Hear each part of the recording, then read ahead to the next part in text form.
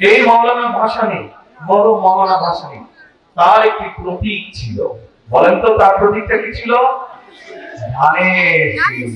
এই মৌলানা ভাসানীর প্রতীক ছিল কিন্তু ধানের শীষ। শহীদ রাষ্ট্রপতি জিয়া রহমান যখন দায়িত্বভার পেলেন, মৌলানা ভাসানী দেখলেন যে মৌলানা ভাসানী সারাটা জীবন দেশের জন্য যে কষ্টটা করেছেন, কাজ করতে চেয়েছেন, দেশের মানুষের যে কথাগুলো বলতে চেয়েছেন, শহীদ রাষ্ট্রপতি জিয়া রহমান ঠিক সেই কথাগুলো বলছেন এবং সেই কাজগুলো করার চেষ্টা করছেন শহীদ রাষ্ট্রপতি জিয়া রহমান। সেজন্যই যখন 1979 সালে নির্বাচনের সময় আসলো, সেই সময় মৌলানা ভাসানী শহীদ রাষ্ট্রপতি জিয়া রহমানকে বলেন, তোমার হাতে আমি ধানের শীষ তুলে দিলাম।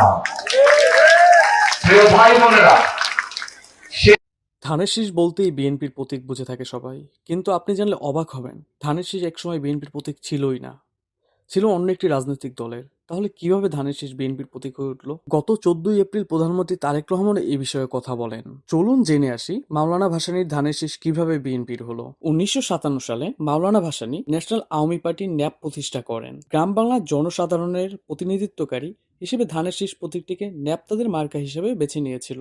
বাংলার মানুষের প্রধান খাবার ভাত, আর বাংলার মাঠে মাঠে দেখা মেলে ধানের, তাই গ্রামীণ ভোটারদের সমর্থন পাওয়ার উদ্দেশ্যে ন্যাপ প্রতীক হিসেবে গ্রহণ করে ধানের শীষকে। 1973 সালে স্বাধীন বাংলাদেশের প্রথম নির্বাচনে অংশ নেয় মাওলানা ভাসানী ন্যাপ। নির্বাচনে অংশগ্রহণের সময় ভাসানী ন্যাপ ধানের শীষকে প্রতীক হিসেবে গ্রহণ করে। উক্ত নির্বাচনে মাওলানা ভাসানী ন্যাপ ভোট পায় 5.32%।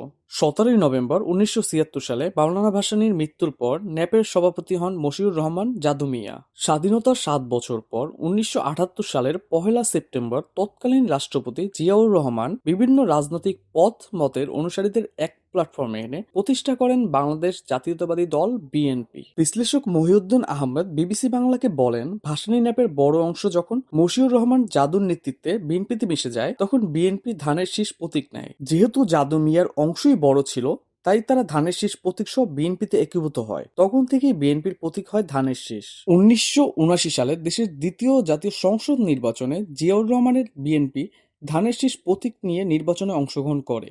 এরপর থেকে এখন পর্যন্ত ধানের শীষ প্রতীকটি বহাল রেখেছে বিএনপি।